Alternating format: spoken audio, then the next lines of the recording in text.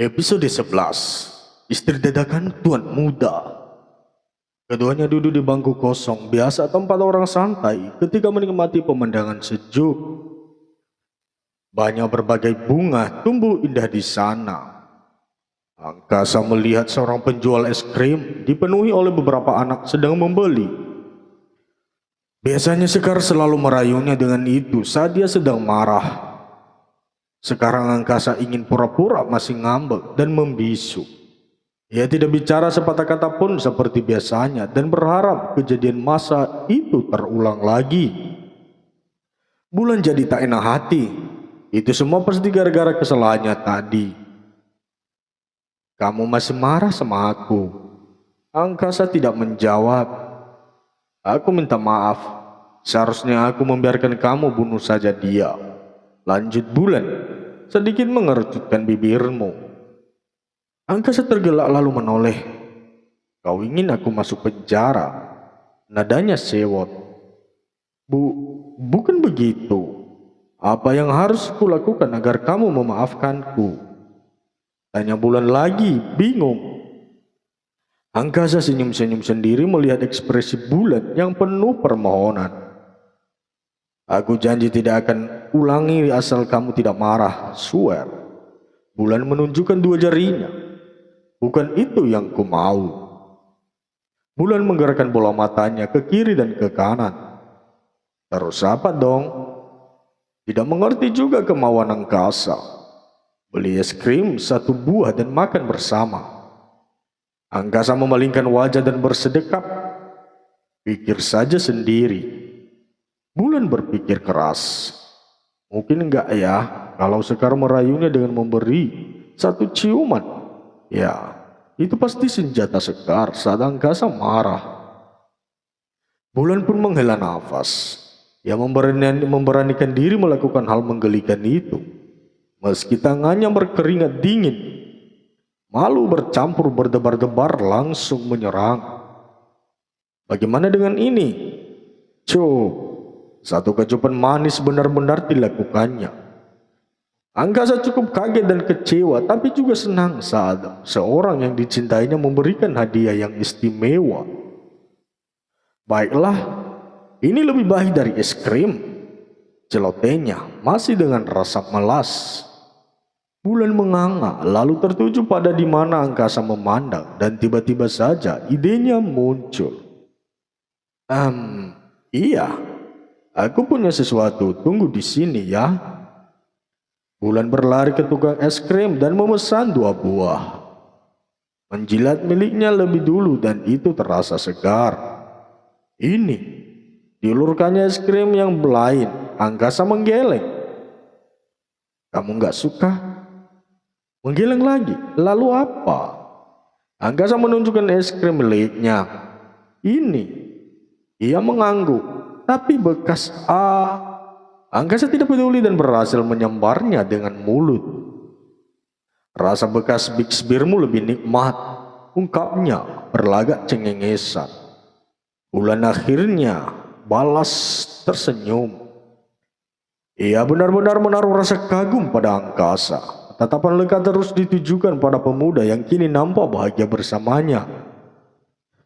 Sayang, es krimnya luber. Tugas Angkasa. Bulan menjila. Nya lagi. Sayang kalau jatuh, berikan pada aku. Pinta Angkasa. Ini saja masih utuh. Paksa Bulan. Oh tidak, aku mau milikmu. Alhasil rebutan terjadi hingga akhirnya es krim yang sudah tinggal sisa itu terjatuh. Bulan jadi cemberut. Tuh kan, kamu sih. Angkasa tidak peduli dan malah memeluk Bulan dari belakang. Keduanya tenggelam dalam kebahagiaan yang mereka sendiri tidak menyadari karena timbul dengan sendirinya. Kalau begitu, ini milikku.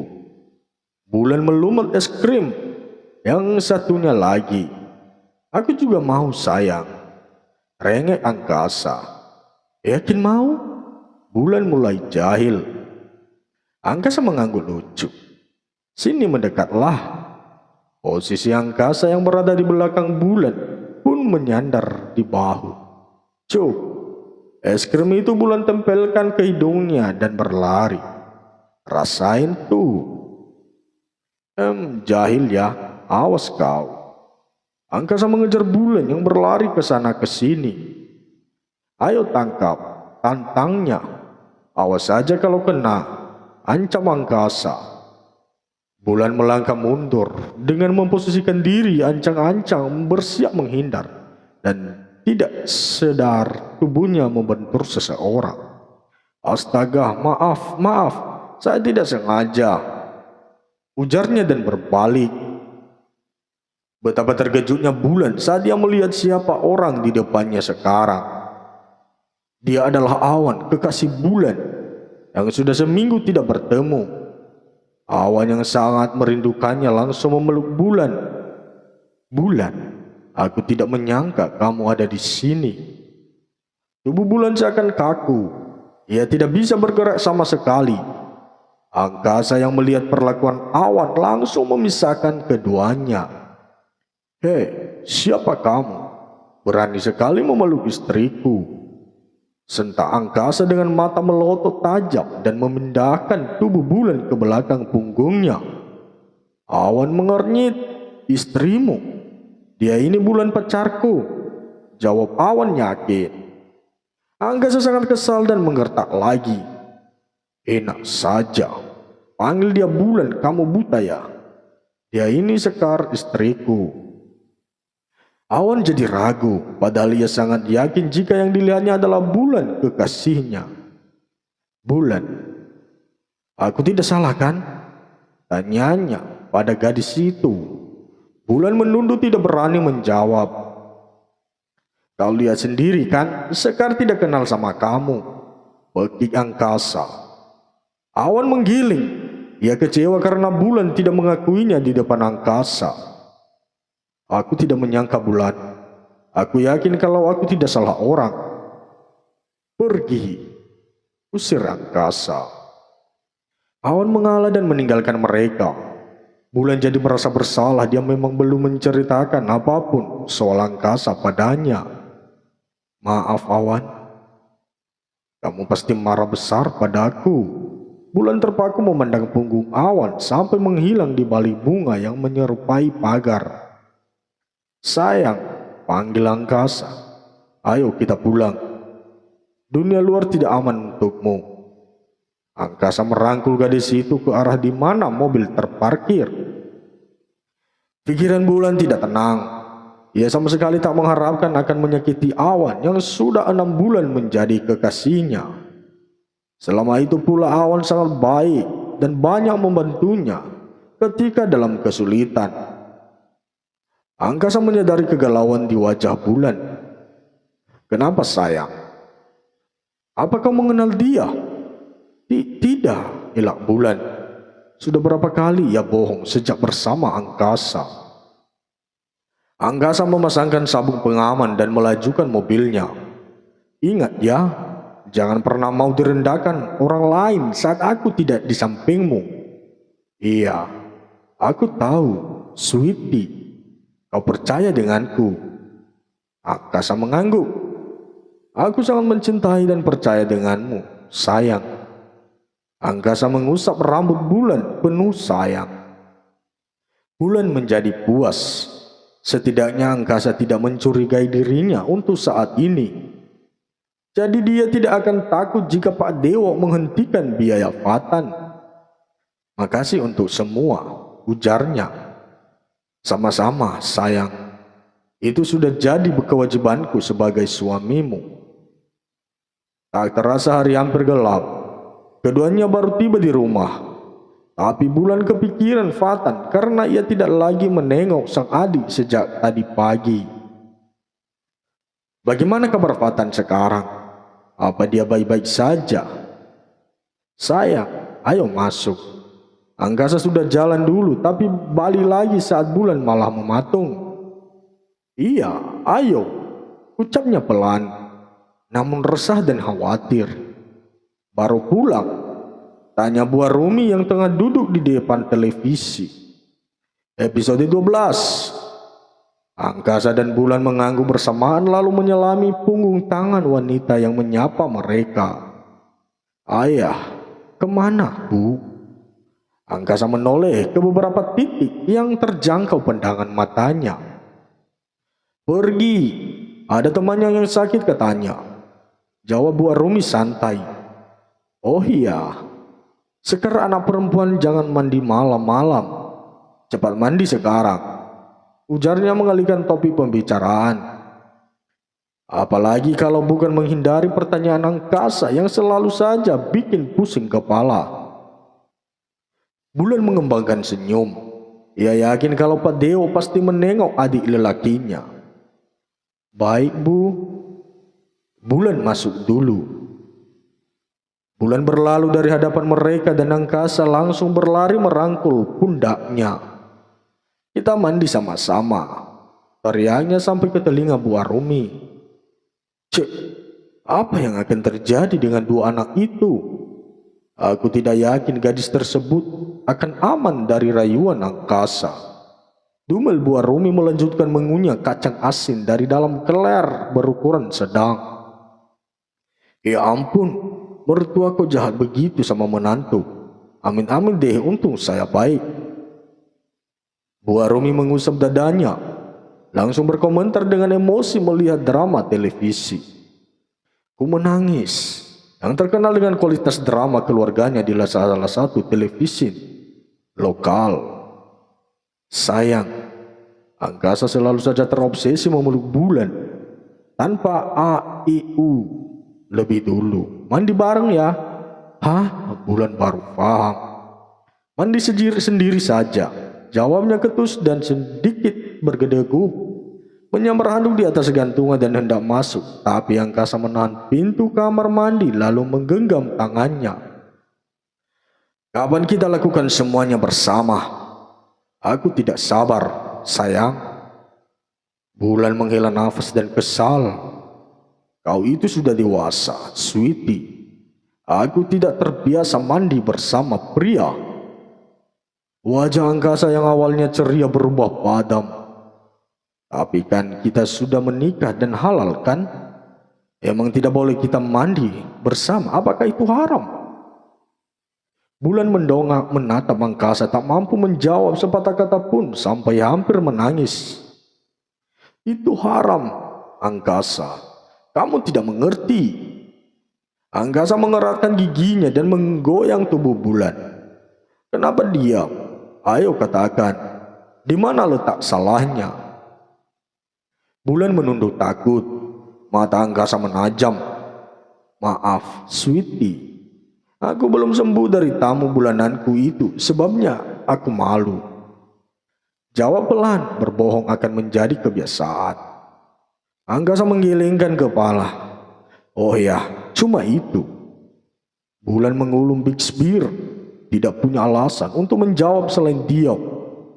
Angkasa mematahkan segala apapun pernyataannya. Hingga tak disadari, angkasa menari bulan di bawah guyuran air shower yang diputar angkasa sampai membasahi tubuh mereka. Membingkai wajah bulan dengan tatapan lekat. Selang beberapa waktu angkasa menempelkan kening keduanya sampai hidung mancung. Milik angkasa menempel pada milik bulan yang terbentuk bangir, kecil dan terlihat manis dipandang. Kenapa kamu jadi seperti ini? Dulu kamu manja dan menggemaskan. Tapi sekarang kamu sangat ketakutan dan selalu menghindariku. Apa salahmu? Karena aku bukan Sekar. Angkasa, aku bukan istrimu. Sayang, apapun keadaanmu, kekuranganmu maupun kepemilikanmu sekarang adalah milikku. Aku akan menerima segala kekuranganmu, apapun itu. Kau tidak akan berdosa untuk itu, ujar angkasa. Bulan sendiri tidak bisa membayangkan bagaimana jika angkasa benar-benar melakukan hal mengerikan itu. Bulan gemetaran. Bixbir sedikit tebal milik angkasa menempel tepat di mulutnya. Ia tidak boleh pasrah begitu saja akan tindakan suami pura-puranya itu. Bulan langsung berbalik untuk menghindari sentuhan berbahaya angkasa. Maaf, aku malu. Tolong kasih aku waktu sampai ini berakhir." "Tidak," tandas angkasa. "Aku tidak mau menunggu lagi," bisiknya. Hembusan nafas sisa rasa es krim yang menyambangi indera penciuman bulan. Angkasa memutar tubuh bulan menghadapnya. Tidak peduli wajah bulan memerah ketakutan. Gadis itu menggigit bibir, pasrah dengan apa yang akan terjadi selanjutnya.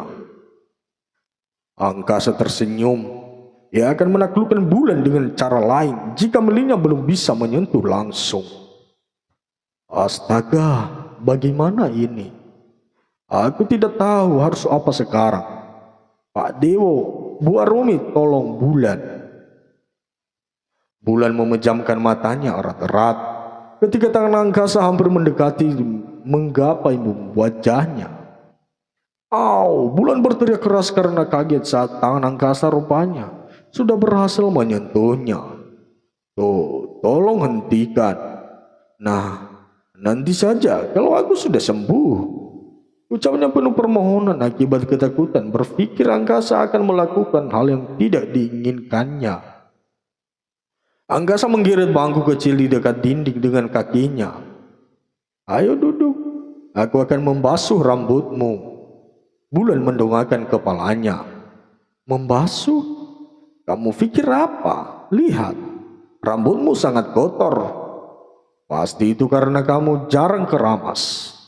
Angkasa menuangkan sampo ke tangannya lalu dengan sigap mengucak-ngucaknya ke kepala bulan. "Sweetie, hentikan.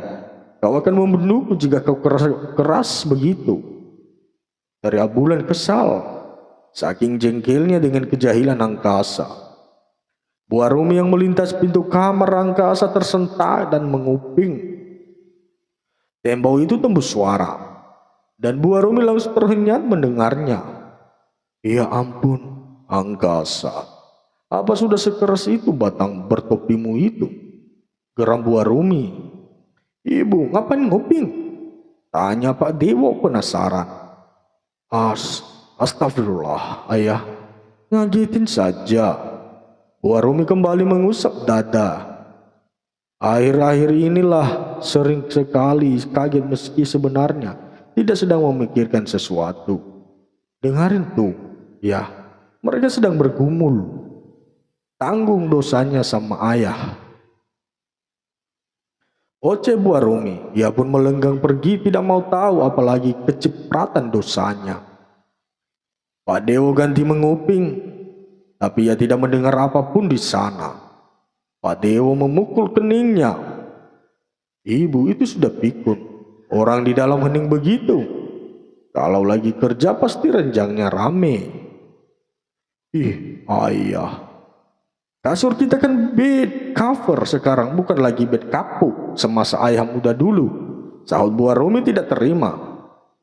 Rupanya pendengarannya masih sangatlah tajam meski jarak mereka cukup jauh. Pak Dewo senyum sendiri. Ia malu mengingat malam pertama dengan istrinya. Ranjang reog kretek-kretek berbunyi riuh. Ketika ia menggoyang pinggulnya lemah, takut jika ada anggota keluarga lain yang mendengar. "Jadi kangen, Bu. Ayo kita lakukan lagi," ujarnya bergurau, menjauhi kamar angkasa dan duduk di meja makan, di mana Bu Arumi menyajikan makan malam. Bu Arumi menjebikkan Big Spear. Sudah tua bangkotan masih saja kotor. Pikirkan nasib gadis itu. Bagaimana kalau dia hamil karena anak kesayanganmu? Sesarnya. Pak Dewo terenyuh lalu menyeruput air putih di depannya, memikirkan cara agar angkasa menahan diri sampai ia pulih.